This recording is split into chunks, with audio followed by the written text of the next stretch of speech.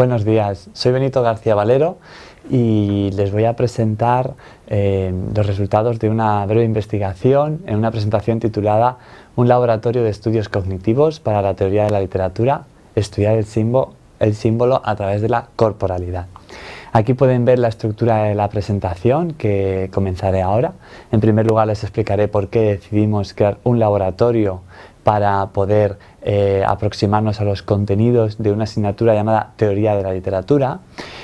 por lo tanto dentro del ámbito de las humanidades. En segundo lugar hablaremos de los objetivos formativos de este laboratorio y en tercer lugar de sus contenidos. En cuarto lugar veremos un ejemplo práctico de una de las sesiones del laboratorio que tuvo lugar el pasado 10 de octubre, porque este proyecto de investigación tiene una vida muy corta, se puso en marcha en octubre, aunque se planificó a finales del curso académico anterior. Y finalmente veremos los resultados que hemos podido obtener hasta ahora y la proyección de este laboratorio, así como sus límites en cuanto a metodología. Este es el cartel que hemos diseñado para difundir la actividad formativa del laboratorio. Como podéis ver, se titula Cuerpo y símbolo y dice una forma experiencial de acercarse a la literatura y la creatividad. En el cartel queríamos dejar claro que en el laboratorio iba a haber una parte de movimiento, de somatización, de la experiencia teórica, de los contenidos teóricos, para poder llegar más a los alumnos, porque es una actividad gratuita y opcional, no está entroncada como contenido en ninguna de las asignaturas, puesto que aún es un proyecto piloto. La necesidad de este laboratorio fue observar, tras unos años de experiencia, las dinámicas de la asignatura Teoría de la Literatura. En general, se trata de una asignatura que se imparte mediante una comunicación unidireccional, salvo en periodos en los que se interacciona con los alumnos para obtener algún comentario o responder alguna respuesta,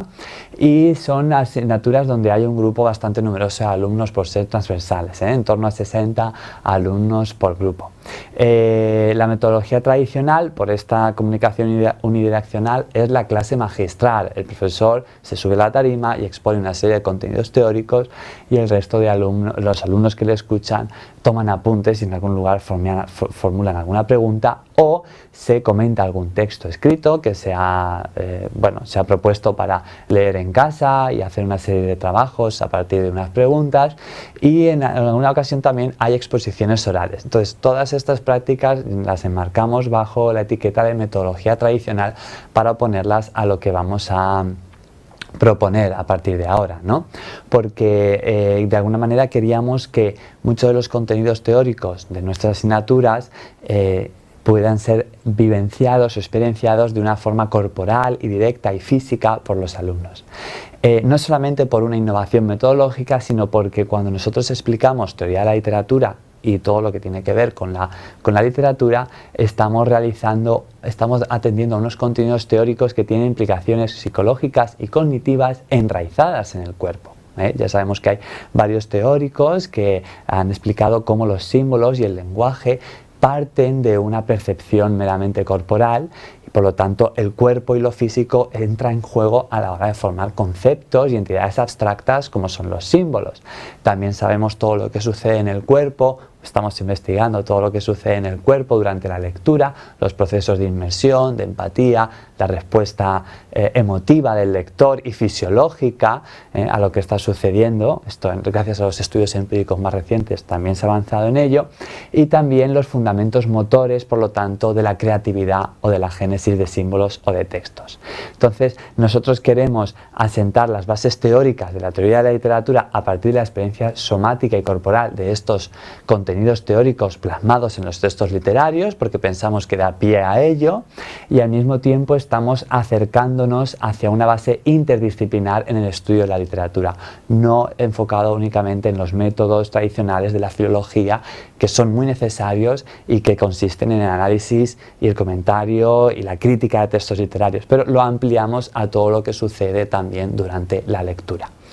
y también intentamos indagar cómo se pueden conectar los contenidos teóricos con los prácticos, que en nuestras asignaturas como teoría de la literatura es especialmente difícil en algunos casos. Entonces, bueno, el laboratorio se va a dedicar a trabajar los siguientes contenidos: los aspectos cognitivos de la creación y la recepción literaria, que sucede en la emotividad del receptor y en la emotividad del creador, al mismo tiempo que cómo se conecta con la memoria. Todos estos contenidos literarios, que sucede con la memoria, porque se activan unas emociones u otras y en función de nuestros recuerdos se puede explicar. Los fundamentos motores del lenguaje, las relaciones entre cuerpo, racionalidad y creatividad, y la inmersión e identificación con personajes, que también es un contenido que se puede abordar desde esta metodología más participativa del laboratorio, así como la relación entre conceptos y perceptos, que parte de la teoría de Kant, pero se recoge con los estudios cognitivos de los años 80, con Mark Johnson, George Lakoff, etcétera, y Mark Turner y todos los que han venido después, para ir demostrando cómo la percepción y la base física y corporal de esta percepción acaba afectando a lo abstracto y a lo conceptual.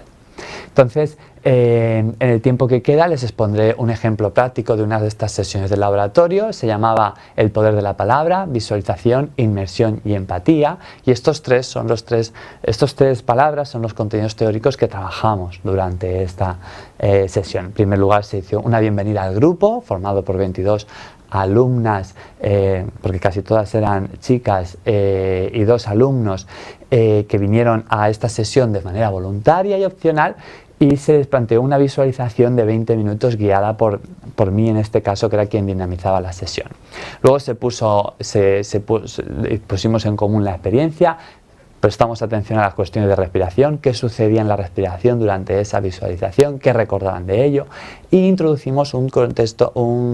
contenido teórico relacionado con la lectura de textos literarios, que son los espacios de indeterminación, esos huecos que el autor deja en blanco, que no puede completar por la misma naturaleza del texto literario, y que el lector completa con su imaginación. Todos estos espacios de indeterminación se iban viendo en aquellos momentos en los que yo, que iba dirigiendo la visualización, me paraba, ¿no? Entonces dejaba la imaginación del lector completar el resto. Y luego, bueno, hablábamos de sensaciones generales durante el proceso. Ellos mismos crearon después una visualización a partir de estos contenidos teóricos, y después de ponerla en práctica expusimos de manera teórica, a modo de clase magistral, en qué consiste la inmersión y en qué consisten los espacios de indeterminación, después de haberlos vivido en nuestras carnes en esa visualización.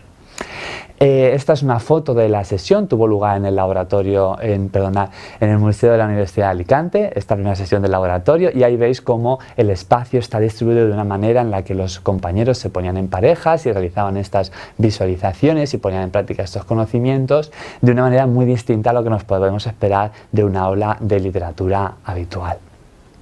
Finalmente volvemos a poner en común lo que hemos vivido y lo que hemos aprendido, y se introducen nuevos contenidos teóricos, como es la inmersión, los procesos de inmersión enfrentados a los de apreciación estética, siguiendo el modelo neurocognitivo de poética de Arthur Jacobs, según el cual el cerebro procesa los aspectos de la inmersión y los aspectos estéticos por 2 rutas distintas.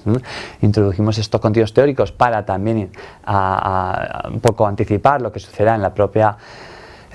sesión, y se dio lugar a unas conclusiones grupales. Entonces, una vez hecho esto, podemos ver por lo que los alumnos nos contaban, y después en un proceso de tutorías que quienes quisieron pudieron asistir al despacho, cómo este tipo de aproximación a la literatura les resultó satisfactoria, de qué manera los contenidos teóricos estaban más memorizados y consolidados que de la manera tradicional, en la que simplemente se dictaban o se contaban, y además observamos que algunos de los participantes querían entrar en nuestras líneas de trabajo de fin de grado. En concreto, una alumna conseguimos que se viera interesada por estos contenidos que estábamos trabajando, de manera que se aumenta la motivación hacia la asignatura asignatura y también se produce un nuevo espacio de relación entre profesor y alumnado muy distinto a de la clase magistral, ¿no? Porque se da una horizontalidad entre ellos. Queremos con esto pedir una red para la investigación de la docencia que ya está solicitada y además crear un proyecto docente basado en esta metodología que se puede incardinar ya cuando se haya probado realmente efectivo en la asignatura Teoría de Literatura. Y por otro lado, quería concluir esta presentación exponiendo algún límite, y el límite es que obviamente en la experiencia física del contenido teórico, digamos que se materializan una serie de aspectos de ese contenido teórico que no son directamente equivalentes con la formulación teórica en sí, sino que son unas variantes del mismo. Obviamente los espacios de determinación que experimentamos durante una visualización no son exactamente iguales a los que suceden durante la lectura de un texto, pero creemos que esta aproximación experiencial puede ayudar al alumno a hacerse una idea más acertada y una buena introducción también a esos contenidos teóricos. Muchas gracias por su atención.